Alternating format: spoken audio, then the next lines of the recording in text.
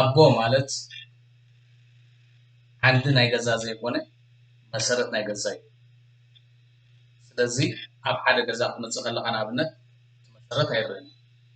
እቲ መንደቕ ግን ኣብ ምንታይ ተሃኒፁ ከም ዘሎ ይርአ ማለት እዩ ነቓሕ ዝበሃል ኣይህልዎ ወይ እውን ቅርፁ ኣይበላሾን እዚ ኩሉ ዝገብሮ መን እዩ እቲ መሰረት እዩ ስለዚ ኣቦ መሰረት ስለ ዝኾነ ኣብዚ ዓዲ ንኣብነት መሰረት መንደቕ እንድሕር ነቂዑ ወላ ሓንቲ ሽግር የብሉን ዓርዮ ጥራሕ መሰረት እንተነቂዑ ግን ክፈርስ ከም ዘለዎ ከልግስ ከም ዘለዎ እቲ ህንፃ ይነግሩኻ ማለት እዩ ስለዚ ናይ ኣቦ ስራሕ መሰረት ከዓ ነቲ መንደቕ ዝሕዝ እዩ እቲ ዝርአ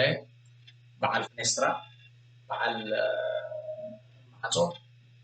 እቲ ኩሉ መንደቕ ብዝተፈላለየ መገዲ ንሱ እቶም ፋሚሊ ናቱ እቲ ምንቃዕ ገለ እንተመፅኡ ኣብ ላዕሊ ሽግር የብሉን እቲ ምንቃዕ ኣብቲ ወላዲ ወይ ከዓ ኣብቲ ኣቦ እንተመፅኡ ግን እቲ ዝኽፈት ስለዚ ኩሉ ግዜ ሰብኣይ መሰረት ምዃኑ ቀፃሊ ፀይሩ ዝኸይድ ቀፃሊ ዘገልግል ምክንያታት እንተይገብር ማለት እዩ ንኣብነት ገለ ሰባት ሰብኡት እንታይ ይብሉ ንዓኻ ክብልየ እዚ ኩሉ ዝገብር ዘለኹ ንዓኻ ክብልየ እዚ ኩሉ ዝፅዕር ዘለኹ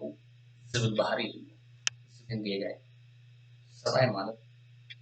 መሬት እዩ ቤዝ ናይታ ገዛ እዩ እንደገና ቀፃሊ ሶርስ ወይ እውን ቀፃሊ ዝህብ እዩ ስለዚ ምክንያታት ክገብር የብሉን